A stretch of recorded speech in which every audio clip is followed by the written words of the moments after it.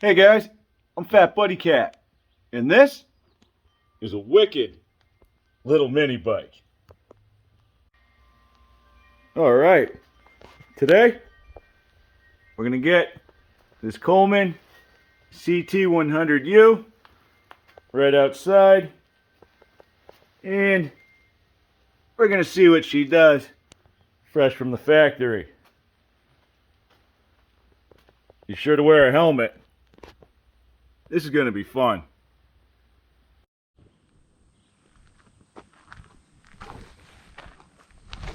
"100% stock." It's already warmed up. Ready to go. Might as well go right down the driveway and then try to go up the hill first.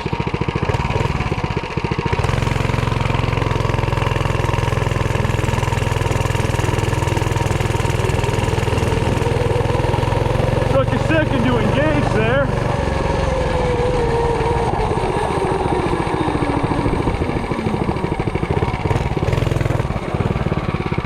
All right.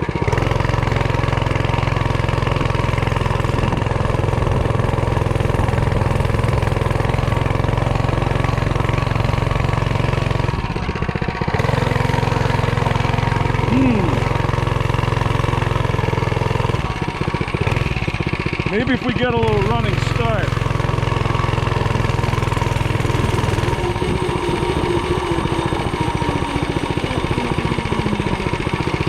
Try to stay moving.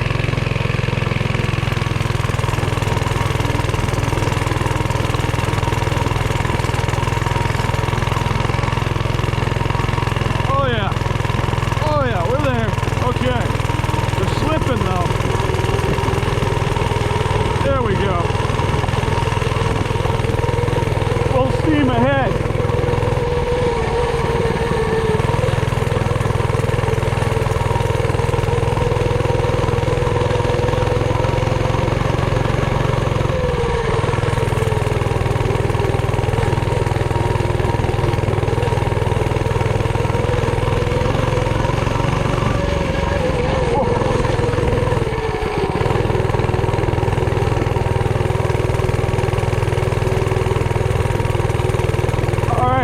I'm impressed that we're actually moving on this grass.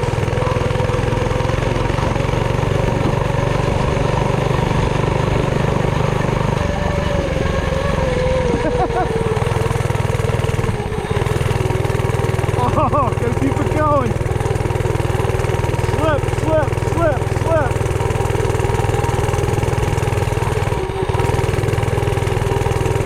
It's like we're right on the edge of engagement.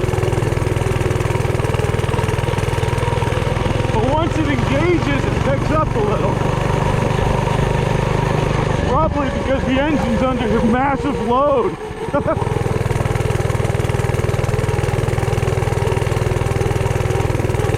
Alright, so I think we need more throttle.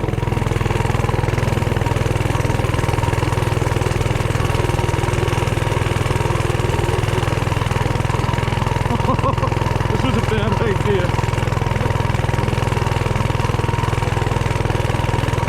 Nah, we got it. Alright, so it does have some off-road capability. Even for a little bike. Pretty fun.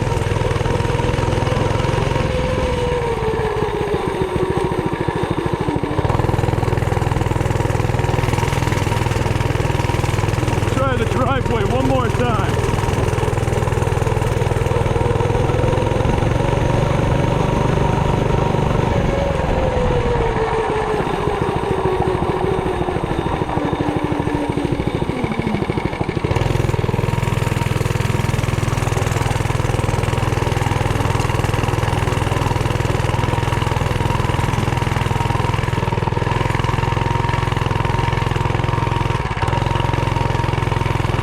Yeah.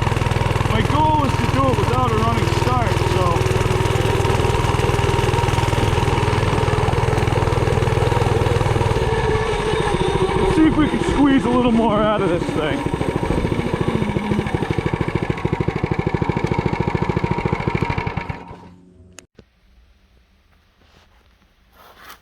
It looks like we have a throttle limiting screw.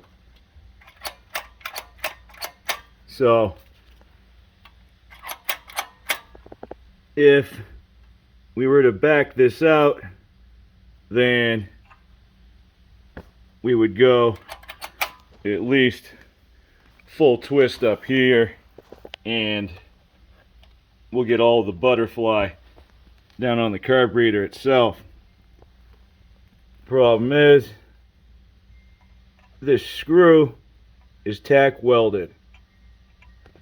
I know because I tried to twist it out and it just stripped right away. So, plan B. I'm going after this with my Dremel and a micro disc.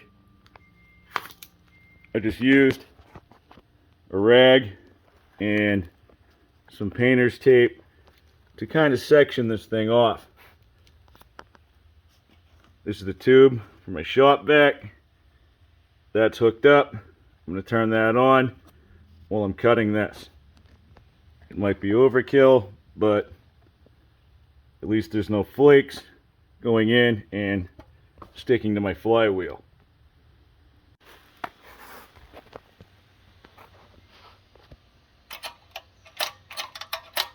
I'd say that's a bit of an improvement. We'll check the Hornet release. Oh yeah, we're getting all of that. Let's go back out again, see what happens. Round 2. This is with the throttle screw completely removed.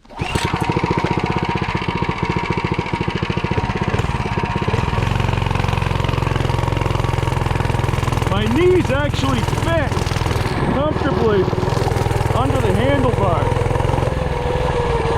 It's kind of like a cross between a little Indian and a doodle bug.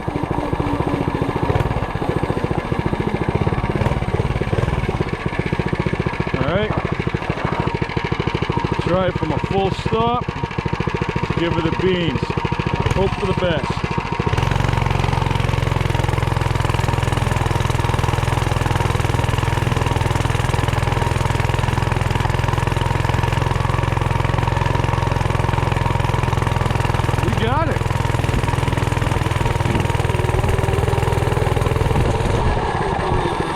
Try that with a little momentum.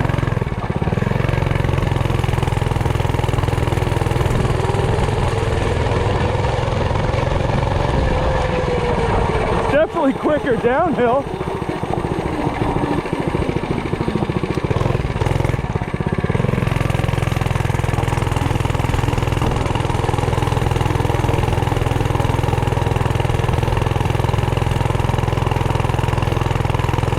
About the same.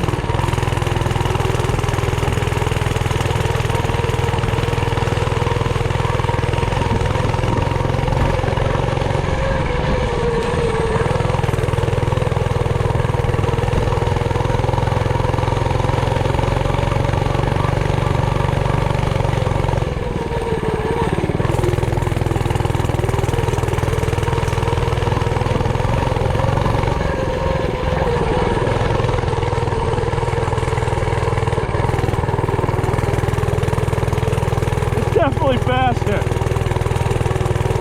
The fun factor went way up. Oh, have a way, turkey!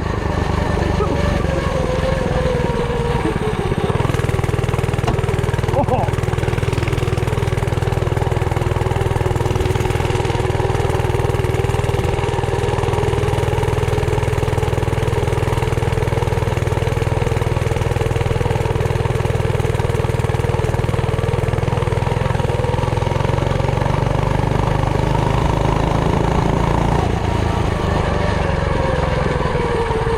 So we can definitely stay in it a little bit better.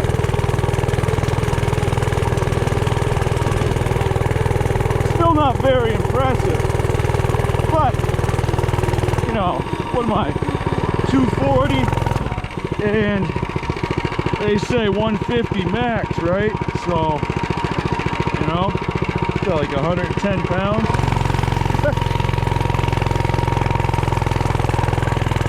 It's 90, I'm kidding.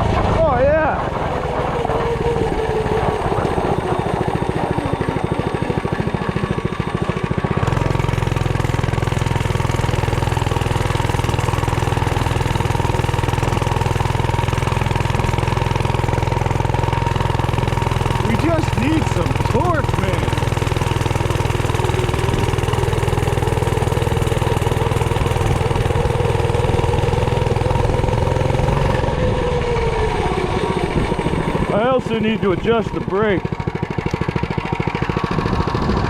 I think there's one other thing we can do.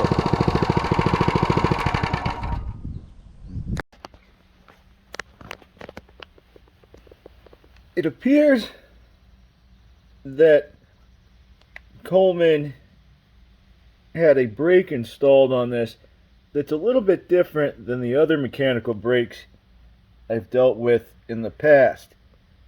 It has this nice little box clevis or something. I don't know what you would call it. That's just my shot in the dark. But it holds the conduit in place very surely. On the end, it has a barrel instead of just the cable pulling through. I don't know if I can get you a decent angle there. You can kind of see it. Alright. So, if we follow the cable up to the brake lever, we can see it's loose, but again, we're on a cable with a barrel. No loose ends. I really like that. That means all the adjustment is right here, because this is just setting, there you go, inside that block. You see how it comes out? It's not threaded. That's really simple. It's also really tight, so I get a pair of pliers and back it out and see what happens. After a few attempts, I've come to realize that no matter what you do, the brake doesn't really start to engage till right about there. You can see the action in the back, and I mean, it locks up, but it doesn't really have that buildup in friction that you usually have with mechanical brakes. Oh well, moving on. The next modification is going to be right here. That is the governor spring that controls the armature. So, as the throttle engages, it stretches the spring, right? And it pulls that armature with it. That is what activates the governor.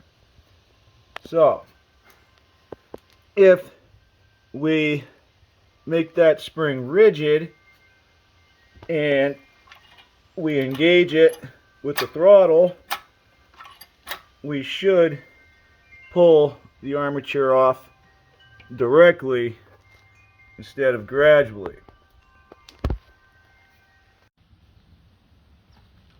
No big secrets here. I just went ahead and wrapped the governor spring with a zip tie. You can see that I didn't go all the way home with it. That way it has a little bit of stretch towards the end, just in case. I'll see you outside. On second thought, let's open the owner's manual. Here is our brake adjustment. You see that model there? How the cable passes through, and then you can loosen the nut, right? So you loosen it, you grab your pliers, you pull the cable through till it's taut, then you tighten your nut. And then usually you go up here and you can make your fine adjustment. Well, since we figured out that we have a barrel on both ends, we can't do that. I got to thinking something's not right. Right here. I didn't even consider that because I've never seen this before. I believe this is like a throttle adjuster where we can loosen the lock nut and we can either add or subtract threads, and that will move, it'll change the length of the conduit, right, which will reflect the cable. So as we make the conduit longer, it would make the cable itself shorter, adding tension. I'm going to back that nut off and then turn out that way to expose some more threads. Before I do that, I'll turn in my adjuster at the lever.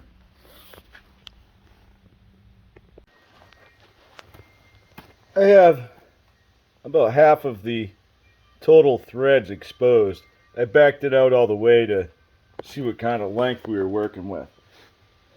As I backed the threads out here, it decreased the distance between the arm on the caliper and our cable stop on the end of the conduit. As far as engagement, it still feels about the same. It locks up towards the end though, so I'll give it a little bit of this love up here and we'll send it.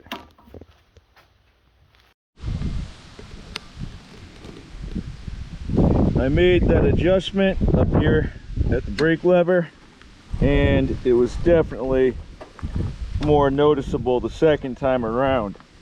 So with this new style brake system, make your primary adjustment down there and your secondary right at the lever itself. Fuel's turned on, maybe a little choke, maybe not. Yep, we're good. Alright, so this is with the brakes adjusted and the modified governor spring.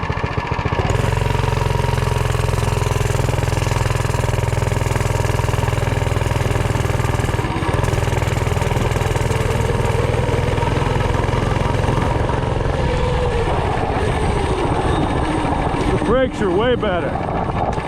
Lock them right up.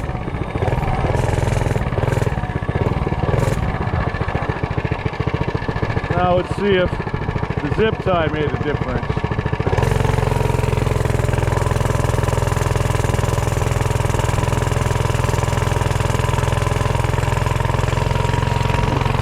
Whoa, I actually have to walk it.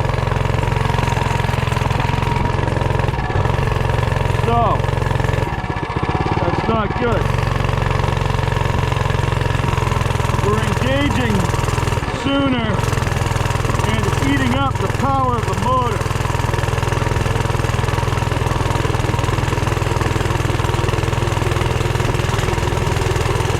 Carrying too much of a load too early on.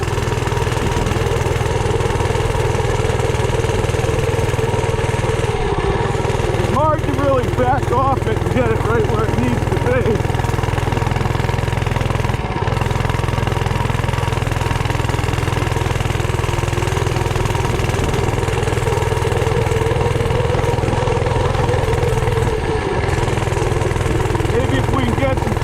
Going, it'll make a difference. The problem is getting that speed up.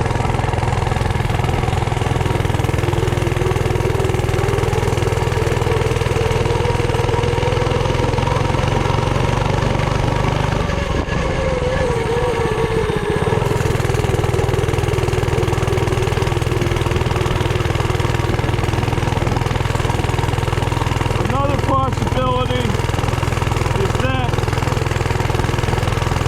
with increased RPM, there isn't enough air and fuel to support it.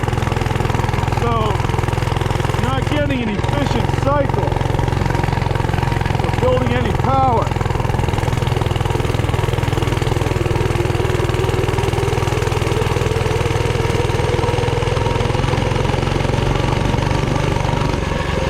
If you could get it up to speed, you would definitely get more up top.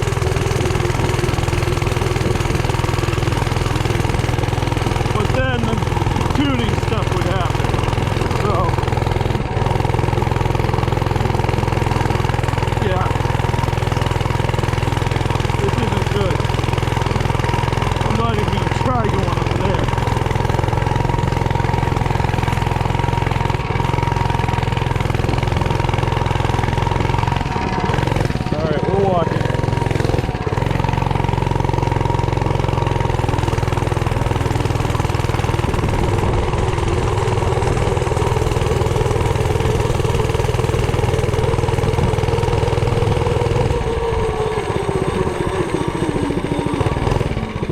I think that's enough of that baloney.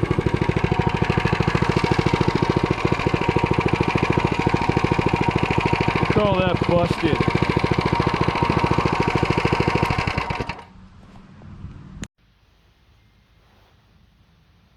Culprit number one. This is the factory foam from the air box. I removed the cover and this is what we get. It's a little on the dense side. It's probably a little bit restrictive. I think I have something else we can use for the time being.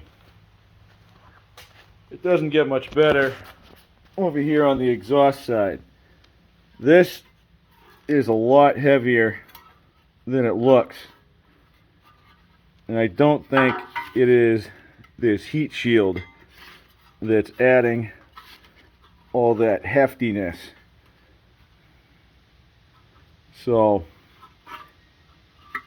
I'm going to go ahead and say that this thing is also a bit restrictive. Let's see what we can do about that as well. This is an air filter off of a Predator 212 or something of that nature. It's too big for this application. The pre-filter started to tear. So we'll take that the rest of the way, and then I think if I fold it over, it'll be pretty close to the same size as the stock one. This has one of these cages that holds it in place, so I don't think I have to double up. I'll try cutting one, and if that's thick enough, we're gonna rock with it. Here's what I'm talking about. I'm placing the cage in, right? So that way the air filter itself can't get sucked into the intake. And then I'm going to place this over that and tighten it on. Hopefully everything will stay in place. I mean, I see red. It's in there. Worst situation, I would just double it up and I'm still going to get a better result than this thing right here. This is an OMB Warehouse header for a Coleman, I believe an EX, maybe a CT200U. So it's got the flange that would normally fit a 196. It is going to fit in every dimension except right here. It's catching one of the cooling fins on the head. So I'm going to hit the grinder and take a little bit off the edge here so that we can get her on. If this was disassembled, I would probably take it from there. That's all it took. I just squared off one edge right there, and then just kissed it on that back side. When it goes on, it just seats where it needs to be, and everything is in line well enough where I don't think it's going to leak. So we'll get some nuts on there and find out. I also added a GX200 gasket. So I have the 99cc gasket and that one stacked on top of it. If this were a permanent application, I would slot the hole on this side. That way it could pivot down and it would be a little more centered on the exhaust port. But hey, that's not what we're after today. We just want to see if this works. This time around, we're going to leave the zip tie and run it with the governor. Here's what it sounds like.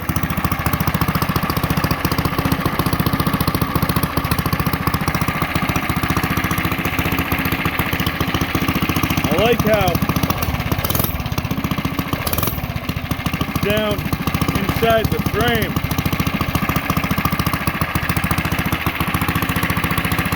Ready to go. So this run is going to be stage 1-ish. We have a slightly more free-flowing air filter, a header with a Mini 91, no jetting, and we have the stock governor with the throttle screw completely removed.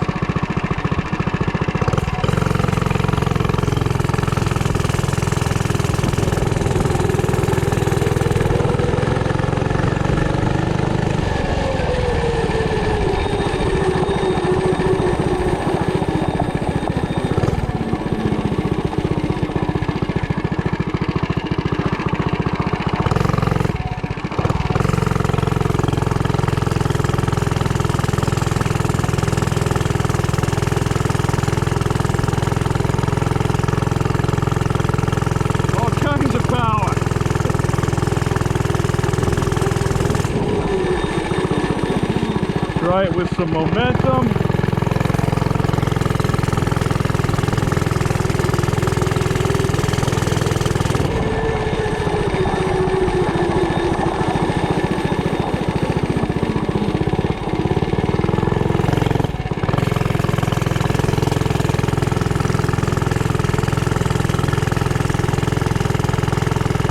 A little bit better.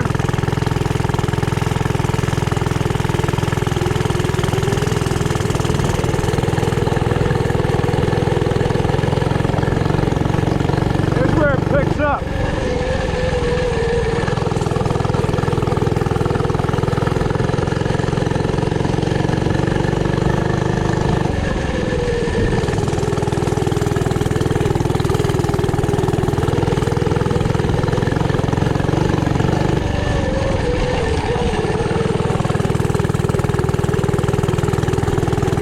feel like we're scooting along a little bit better, guys.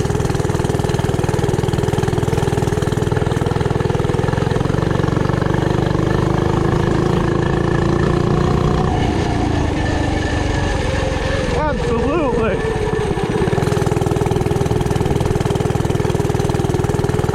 Kind of a slight uphill.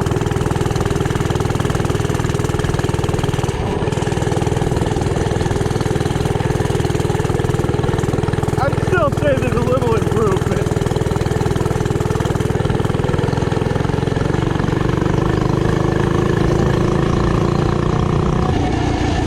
If we could just hold on to that,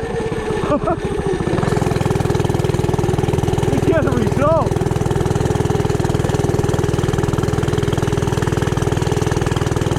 But for usable purpose, we're getting somewhere. We're definitely creating more torque.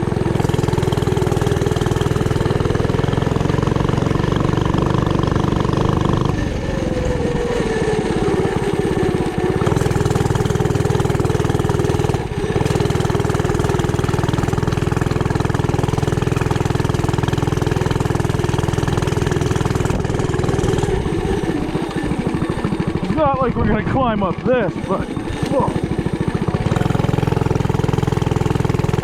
Probably turn around, sneak up here. Oh, nope.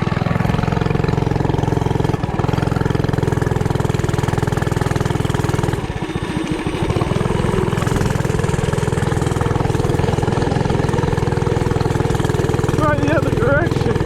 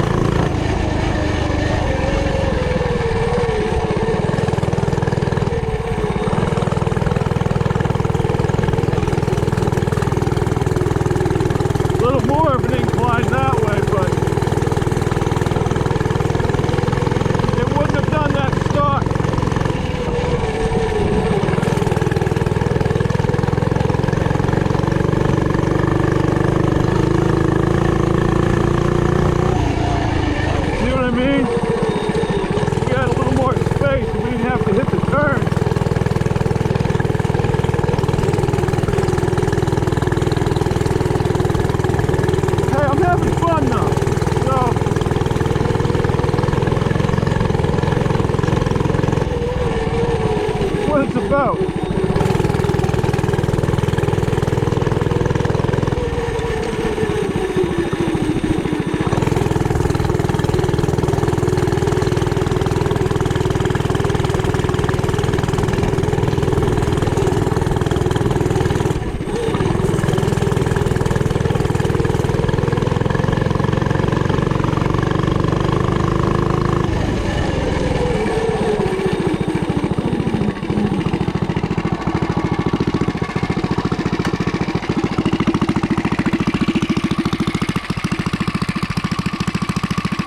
That is a wicked little mini bike.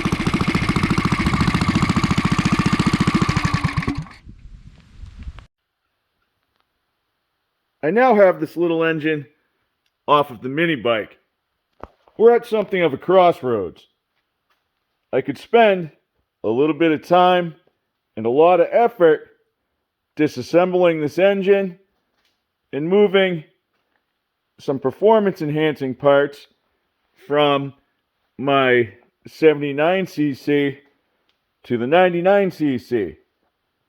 However, I already did this on a Doodlebug and I'm familiar with the results. We're going to need a jackshaft. In order for this engine to produce usable torque, it has to be in an efficient RPM range. The RPM range is much higher than a larger displacement motor.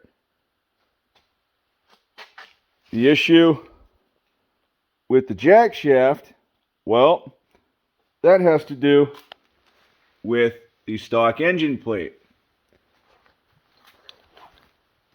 If we want to make our line up to the rear sprocket from the stock mounting holes, then we would have to reverse the input and output sprockets on the jackshaft.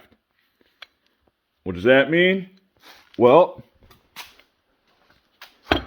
the clutch right now is facing outward. See the sprocket there? We would have to spin that around so that it's on the inside, okay?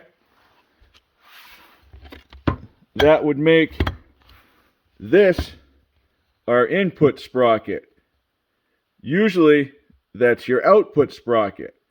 The reason being, it's closer to the face of the plate and the bearings. If you put the output sprocket on the outside, it pulls down on the shaft, and then you end up with diagonal friction across the bearings. Eventually, something's going to wear out. You're also going to have a static loss. So, I think we can do something else that might be something of a sure thing. Oh yeah, we're pulling out the Smith & Wesson compression, and we're going to let the Save 196 Foundation handle this one. Up next, we'll take a closer look. Because as always, it's a work in progress. Have a good night, guys. Thanks for watching. And I'll catch you on the next one. I want you to stay. I want you to stay. I want you to stay. I want you to